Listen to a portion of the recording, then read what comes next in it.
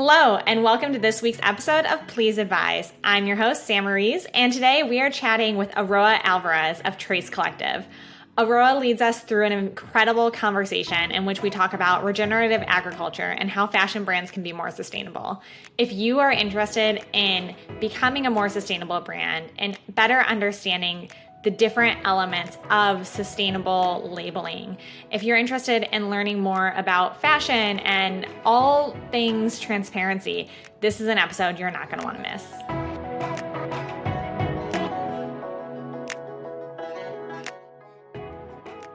Aroa, welcome to the show. I am so happy to have you on here with me today. I would love it if you could go ahead and introduce yourself to our listeners. Hi, Sam. Super excited to be here. Thank you for having me. So I'm Aroa, and I am a London resident, originally Spanish. I'm the co-founder of a social business and a non-profit that are using fashion as a tool for environmental regeneration. So we have a non-profit that works on education, on regenerative agriculture programs, and on research around the connections between farms and the fashion industry. And then we have a sustainable fashion brand that effectively creates clothes only with fabric sourced from regenerative agriculture and enables us to directly support farmers in our supply chain. Wow. Okay. That's really incredible. And there's a few questions that I have. So the first being, has your entire career been in fashion? Has this always been an interest for you? Or, did you start in a different part of, or a different industry? Yeah, no, this is a great question. And it's also very interesting because my career has not been in fashion at all. So I always work in social impact. That's what I focused on. So initially I was interested in international development and I worked in Kenya for a while. And then I moved more into the social entrepreneurship sector. And I worked for 6 years with a brilliant organization called Ashoka that supports systems change in social entrepreneurs across the globe. And for me, sustainability was always something very important when it comes to my value set. So, especially in my early 20s, I started really changing a lot of my habits and trying to live more sustainably.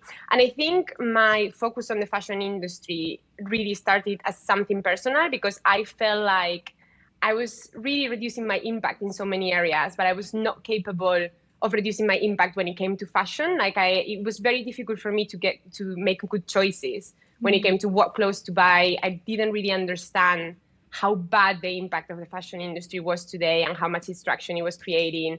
And I especially was very confused about how different brands were using sustainability and the lack of transparency on what that meant. So it really started as a personal exploratory journey into the industry while I was still on my job at Ashoka. And eventually I became really, really passionate about it and really passionate, especially about environmental regeneration and how pressing it is that as society, we stop thinking of sustainability as something that is about reducing the damage that we cause. And we start thinking about repairing and helping our planet heal and reversing a lot of the damage that it has been done. And I found a perfect bridge to connect environmental regeneration to the fashion industry through regenerative agriculture.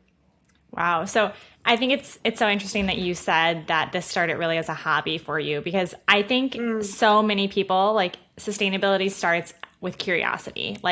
Oh, how can I, what does this mean? What does this label mean? How can I be better with this decision or more sustainable or ethical with this decision that I make? And you start researching, and then all of a sudden you're in this deep hole. And you're yeah, it's amazing. I think some people are very afraid to kind of start talking about sustainability because they feel like there's so much to it. And they don't realize that so many of us, so many thought leaders, so many, activists, it all starts with a bit of curiosity for everyone. Yeah, absolutely. And it's the moment you start digging, you start finding out ways how you can do better and having more questions. And especially, I don't know, in my case, connecting with a lot of people who were interested in the sector. And it's an incredible journey. And I think what is important is that really society has been designed, we've been designing our economy in a way where it makes it very difficult for us as consumers to make the right decisions. And so a lot of people also approach learning about sustainability with fear, in terms of like, well, it's impossible, like I would need to change so many things, like it's such a long journey, or there's so much I don't know, or, whereas to me it's so much about just the journey, and like knowing that you want to do better, and understanding what are the parts of the system that are not working, and how are you contributing to those, and how can you stop, and how, it's more like, it's really about a journey, it's not like an end game. Like nobody's perfect, and we are all right now feeding a system that is not benefiting the planet. Yeah, I was talking to somebody the other day, and we really talked about how it's an always moving target, and not necessarily in a bad way, but in a way that should like make us feel a little bit more relieved, because we're never going to be like fully sustainable, at least like not anytime soon. And, don't be discouraged by the fact that you're not achieving it, because even the person that is, the most sustainable that is still working on it, and it's still a journey, and they're still making steps forward. So like anything that you're doing is really, a step in that right direction. Yeah. So it sounds like you started in social impact, you began this journey into sustainability and sustainable fashion from your own curiosity and passions, and then launched into your own company. Like that's a pretty big step. I would love to hear a bit more about kind of what inspired you to ultimately make that move to launching something, not just one thing, like multiple things on your own. Where should I start? So, I mean, I guess I was already in an environment that was quite conducive for me taking that decision. So, as I mentioned, I was working for this international nonprofit that supports social entrepreneurs. So I was surrounded by really inspiring people and really entrepreneurial people all the time.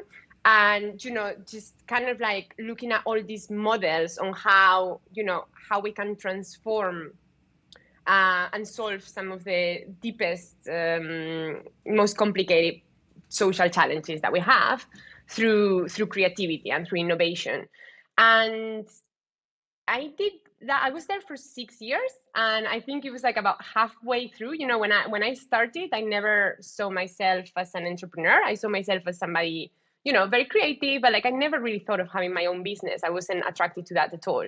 But I guess, over time that started to change. And especially I kind of like wanted to do more, and really wanted to like dive really deep into something that was mine.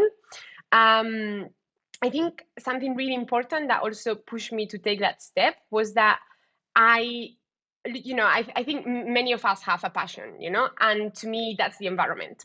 And it's something, it's the one thing that I always felt like I can contribute, that I don't know, it's always been my thing. I've always read so much about it, been so passionate about it.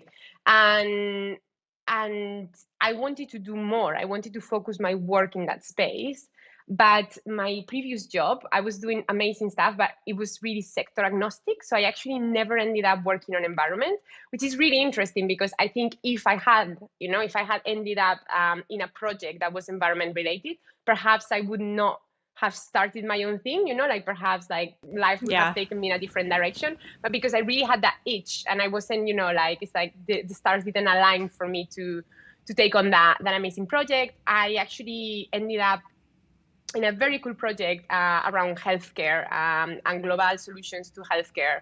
That was amazing, a brilliant professional opportunity. I met so many brilliant social entrepreneurs, but it was a topic that I wasn't really passionate about in the same way. And I also didn't know much about, it was like, there was a bit of a misfit there. And I think, so after 2 years in that position, I was like, it's time, I just felt it. And I remember that moment where I was exactly when I felt it, like, I was like, I need to, it's time to move on and do this. So it was just this combination between having an entrepreneurial itch, really wanting to work on environment, and not being quite able to do that in my previous company. and then just having the idea. And to me, the idea was to transform the conversation around sustainability. So I really want us to stop talking about like sustainable this, sustainable that. I think we need to talk about regenerative, because the only way to be sustainable today is to be regenerative. Like if we are not actively repairing and contributing to healing the planet, we shouldn't be creating products that we don't need, because that they are never going to be sustainable. They're Right. just going to damage a little bit less, but that's not sustainable. Like you don't need an extra pair of jeans, like, so just because it uses a bit more water, that's not sustainable. So that was really like our approach, and yeah, and when I started learning more about regenerative agriculture and fashion, I saw this amazing opportunity to launch it. Wow. Okay. So I would love for you, this is like the perfect segue into going a little bit more into what you do now. You touched on regenerative agriculture, but I would love for you to kind of define that a little bit for anyone who may not be as familiar with it. Yeah. And it's like, I don't know, to me, it's very excited to talk about it because it's such a fascinating field. Okay, so let's take one step back and kind of like define what environmental regeneration is. No, so traditionally and up until today, when we talk about sustainability in general, we are talking about reducing externalities, so mitigating negative impacts. But in a way, in my view, it's a bit of a broken mindset, because we are talking about sustaining a model that doesn't work. Like it's clear that the way our economies are working, it's never going to work for the planet. And if it doesn't work for the planet, it's not going to work for the people, and for the economy, because there's no economy on a dead planet. So often we talk about sustainability in this way, where we are like really trying to like mitigate a little bit externalities, but we are not addressing the root cause, that is that we've pushed our planetary boundaries too far. And so we know today that even if we stopped producing greenhouse emissions right now, everybody in the planet, and we're very far away from that, we would still have a lot of carbon gigatons in the atmosphere that we need to remove in order to reach a stable climate. So what that means is basically that the planet would keep heating up. So in a way, science is telling us one thing, and the conversation around solutions for sustainability is completely disjointed from that, like focusing on like reducing externalities, reducing emissions, when actually we need to be thinking about how do we remove all the carbon that we've already put out there, so we can try to stabilize our climate, because clearly it's not stable at all right now, as we are seeing with everything that's happening this summer. And so environmental regeneration is about that, about reversing that damage. And so it particularly looks at things such as carbon sequestration, recovering lost soil, recovering lost biodiversity. And soil is a really important area of that, because 95% of our food today comes from the soil. But 1/3 of the soil is completely eroded already, like pretty much unrecoverable, according to the UN. And also according to the UN, we are losing the equivalent of 30 football pitches of soil per minute, every minute, that's a lot of soil. Of soil, mostly due to intensive agriculture. And we're going to be out of any fertile soil in 60 years if we don't take things like really seriously right now. So we need to do some stuff to kind of like change these cycles and start reversing damage. And this is called, like, there's a current called nature-based solutions to climate change that is about working with nature to really help it heal, So like the best machine to remove carbon from the atmosphere is a tree, right? So nature knows how to do all these things. We just need to support it. And regenerative agriculture is one of these nature-based solutions to climate change. And so it's actually a really interesting one, because we often think about forestry, and planting trees as the only thing we can do, or the most effective one. And it is true that trees are very effective, but they can't be the only solution, especially when it comes to planting new trees. We definitely need to be protecting the trees that we have right now. But they can't be the only solution, because it would cause like quite big imbalances when it comes to like global food production and different things. So when we look at agriculture, basically what we know is that if we support farmers transition towards a model that is kinder to the soil and change their practices slightly, and so the practices that regenerative agriculture implements are mainly crop rotation. That means that you don't grow the same thing on the same soil all the time, because that's really damaging for the soil. So crop rotation, cover cropping, which means that you don't leave your soil bare when it's like after harvest time. And that's also something very common in industrial agriculture. No, if you walk around like big farms, you'll see that after they've harvested, the soil is completely bare, so they don't plant anything there, because it's like, I don't know, small work is not their main crop. They just don't do it. And the soil is eroding with the air all the time. So cover cropping is super fundamental. Obviously, no tilling is another one. So like really not using like heavy plowing and tilling machinery, because that again breaks up the soil in ways that really enable it to erode quickly. And of course, messing with it less when it comes to like pesticides, or so ideally really having a holistic organic agricultural model. And once farmers implement this, what they see is that they can incorporate a lot of newer revenue streams in their farm, because the moment you start introducing new crops to rotate, you start being able to sell those crops and you make your business model much more resilient.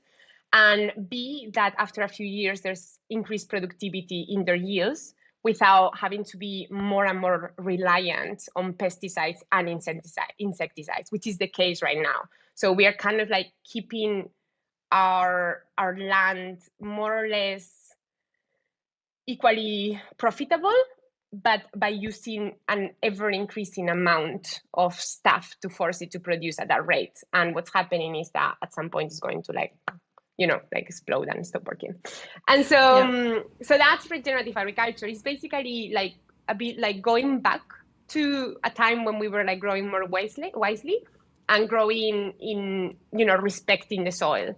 And what happens effectively is that farmers sequester carbon from the atmosphere and put it into their soils. And carbon in the soil is very good because it makes the soil more fertile.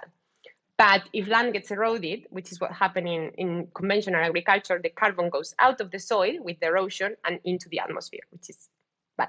So it's basically effectively doing the opposite thing. Instead of having like carbon going up, we have carbon going down by having regenerative agriculture.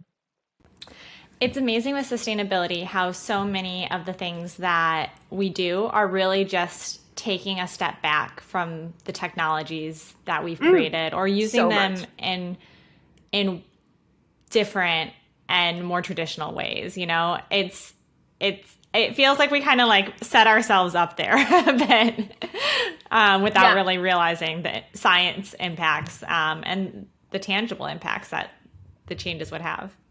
Yeah, and so much of it is just like going back to like a more common sense approach to, like what we need, what are, like how we consume.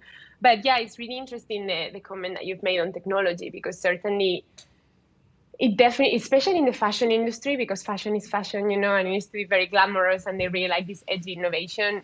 But in general, I think a lot of the funding, so basically very little funding right now is going to nature-based solutions to climate change. And a lot of the funding is going to experimental solutions that we don't know if they will work. We do know that nature-based solutions work, but they are not as sexy. And a lot of the funding is going to experimental technological innovations.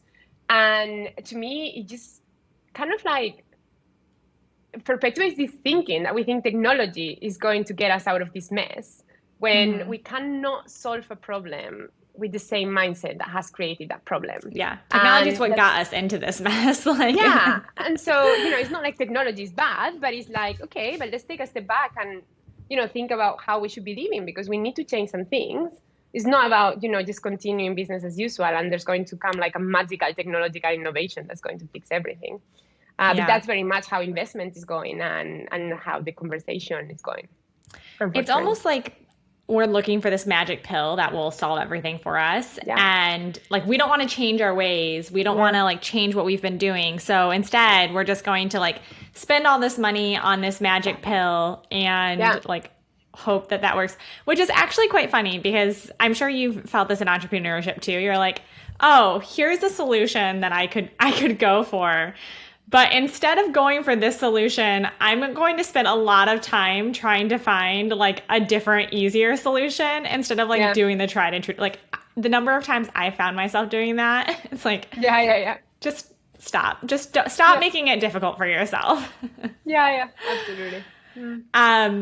Okay, so we've talked about the agriculture side, and I think it's absolutely fascinating. I think there are some companies that are beginning to make strides towards that more regenerative model, but I think as well, and I'm sure you feel this too, we hear those words a lot in marketing and it may not be backed up by anything. And I think there's probably a lot of confusion too for consumers of like, okay, I see a lot of different labels on the food that I buy, the clothes that I buy, the other products that I buy. And I don't really know like what it all means. Like at this point, does it mean anything, you know?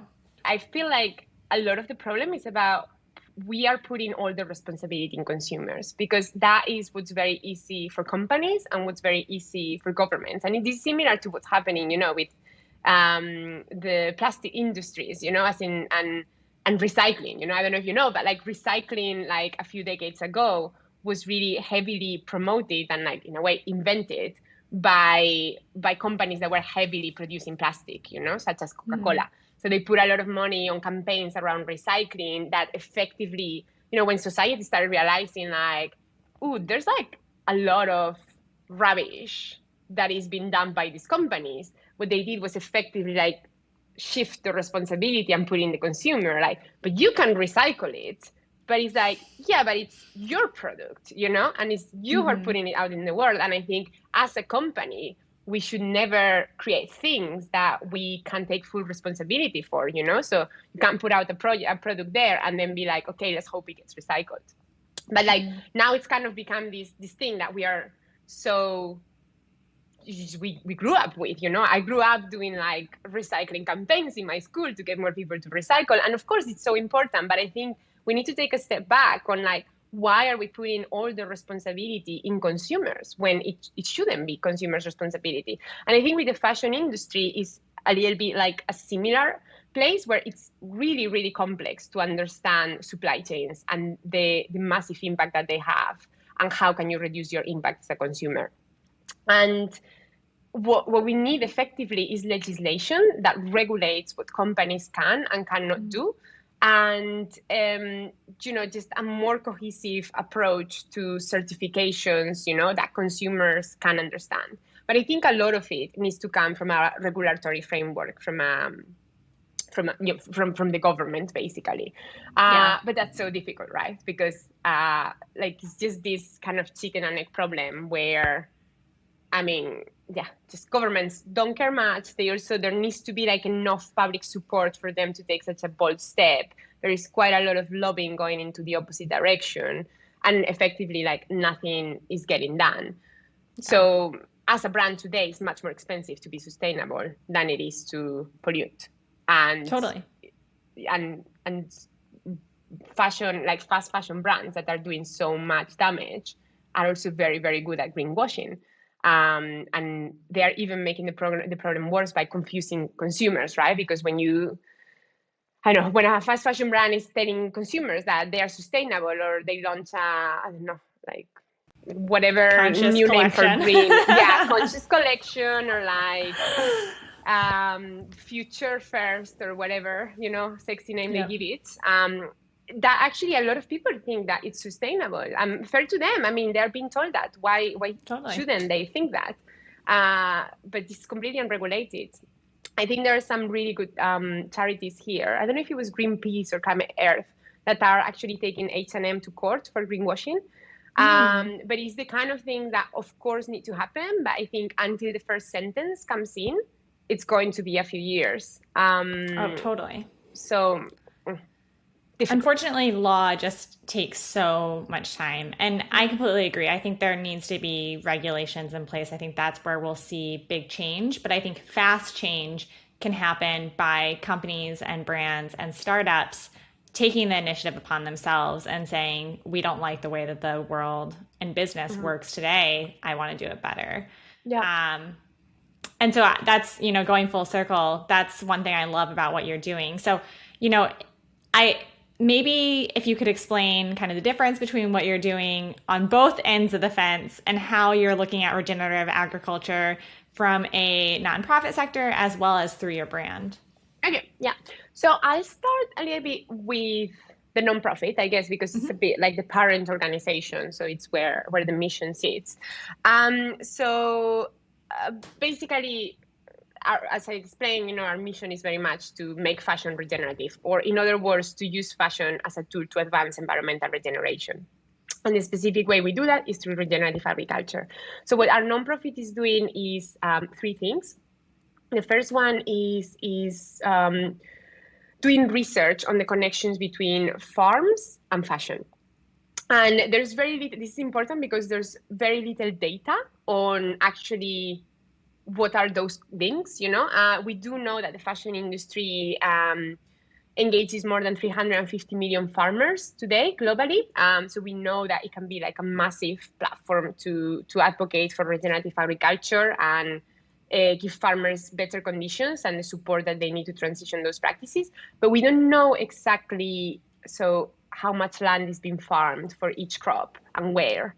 And we're trying to slowly map that, because that's the data that we need to then effectively go to legislators, to go to funders, and to convey the impact that we're trying to achieve. So research into those connections is one piece. Then we do a lot of educational work with day-to-day citizens. So we run workshops and courses, helping people understand their power as consumers and how they can make effective, quick changes that challenge the existing system and that challenge companies that are damaging the environment, but also explaining them what regeneration is, because this is where we started the podcast, but a big problem is that people don't know what regeneration is. It just sounds like a very fluffy thing, and it also sounds kind of too good to be true, but there's a lot of science behind it and behind nature-based solutions. And the more we can educate people into those solutions and into all the opportunities that lie there, the more people will start to connect dots and find solutions around it. So we work, we deliver our workshops. So we have open workshops where everybody can join, but also we partner with schools, with companies, with other nonprofits, with governments to educate anybody, whether it's children or employees. So they start thinking about regeneration, and they start thinking about how this links either to their job or to their life. Because the more children know about this, the more children will go into university to study things that have to do with nature-based solutions. And we do pioneering, groundbreaking innovations, or we go and set up companies that work in this space, Or if you work in government and you find out about this, then maybe you are oh, I think we need to change our funding structure for climate solutions. So it's just about raising awareness about regenerative agriculture and environmental regeneration as a whole. And then the third leg of the nonprofit is building coalitions and support structures within the fashion industry. So as part of that, we're working on something that we want to launch that is a regenerative pledge where companies can join, and commit to sourcing a percentage of their production from regenerative sources and helping them do that. And also we provide direct support to farmers in that transition. So from non-regenerative to regenerative. So that's how the nonprofit is working, is research, education, and fashion coalitions for impact. And then under the nonprofit, we have our business, which is a brand. And the reason why we wanted to set up a fashion brand was because we wanted to show that this can be done and you don't need a lot of money, or, it's not immensely complex, So it was a bit if we can do it, everybody can do it. But also what the brand enables us to do is understand what are those barriers that brands can face in this transition and put us in a stronger place to support others in the transition, because there obviously have been many, many challenges in the way. And so the way our brand works is, again, it has 3 pillars for impact. And so the first one is that everything that we source, so all our fabrics, come from regenerative agriculture. So we only make clothes if these clothes are going to help reverse climate change. If not, we don't make them, So it's it's not So impact comes first, design comes second. It's not like, oh, we want to do this cool design, but it doesn't work with our fabric, so let's get some polyester in here. No. So all our fabrics come from regenerative agriculture, pillar number one. Pillar number two is that we are fully circular and biodegradable as a brand. And so what that means is that we really obviously still try to reduce any externalities that we may have. So we make sure that all our pieces, everything that goes, from thread, interlining, buttons, everything is fully biodegradable. So in case this garment ends up in landfill, it's not going to end up polluting for years and decades in landfill. But also we try to work with our customers to close the loop behind the product in a different way. So it actually doesn't end up in landfill. So what we do for that is we also, next to normal selling our clothes, like the conventional, we have a rental model. So we offer people the opportunity to rent and then send back the clothes. And we also have a for life repair guarantee because we want to make sure that if something happens, we will be able to fix those clothes and return them. And we also have a take back scheme, which basically means if if like 10 years down the line or 5 years down the line, you don't want this product anymore, send it back to us instead of like putting it even in a clothes bin, because most of the clothes that we put in clothes recycling end up in landfill. So that's the second pillar, that is circularity. And the third pillar is transparency. And our commitment to our customers is that we tell them everything that is behind our clothes. So this includes our full supply chain. So for each garment, people can get a QR tag in their piece. That when they scan it, they see a map and they see exactly from farm to mill to factory, like who was engaged in the production. We also tell them how much it cost us to produce it, because we think it's important to understand what's the real cost of making fashion fairly. And then we also tell them our externalities when it comes to emissions in the production and water used and energy used. So they can compare to the average garment. We tell them what the comparison is. And yeah, it's a bit like, we hope, like a learning journey also to buy one of our garments, where you start to see what is behind the industry and that, even we have an impact and that we should buy less clothes. Yeah. And I feel like once you do that, like buy something like that once, you're like, oh, wow. And then it's hard to like ever really go back to something normal, That's the hope. Yeah. Well, it's incredible. And I think your entire journey is amazing. And I love what you're doing. And this conversation has been really, really enlightening. I have one last question for you. There are a lot of people out there who hope to start sustainable fashion brands. I think right now that the conversation is definitely growing, which is great. But if you were to, give one piece of advice to someone who is beginning to look at this field and wants to go down it, what advice would you give them? So I would say think about it very well. I think for us, it was a very, very tough call to decide that we wanted to launch the brand. And the only reason why we did it was because nobody, back when we started, and now there are some major brands that are picking up on it, but nobody was making regenerative fashion then. So we were like, we want to show this can be done, and how can we do it? But there, again, like we're in so many sustainable fashion groups, and there's so many people starting sustainable fashion brands. And the reality is that to make it as a small brand, it's incredibly tough. Like for us, this journey has been so difficult, and we're still not there. We're still at a point as a business that we don't know if like we will exist in 5 years' time. So I think it's important to think of like, where can you have most impact? I mean, and some people, it's just their passion is to start a brand, and they just want to make it sustainable. So then go ahead. If that's the dream of your life to have your own fashion brand, then, that's your way, no? Of course. But some people like us get into this to kind of like make the fashion industry better.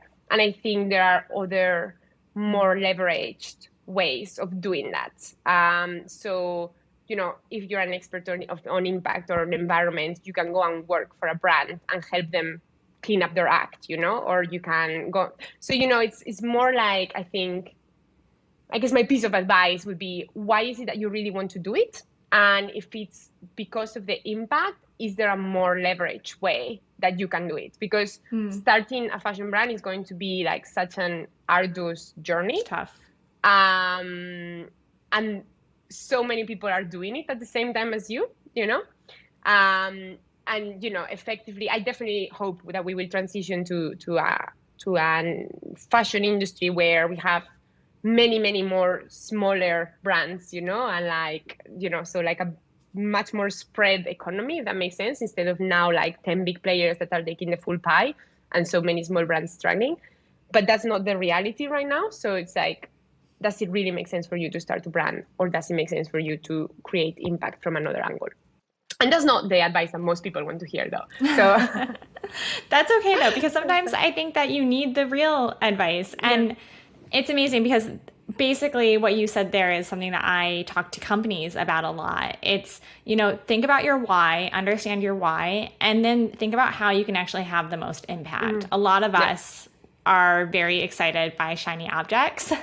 And maybe that shiny object is deciding to start a sustainable fashion brand. But to your point, if you want to have an impact on the fashion industry, think about the different opportunities and different paths to that. Yeah.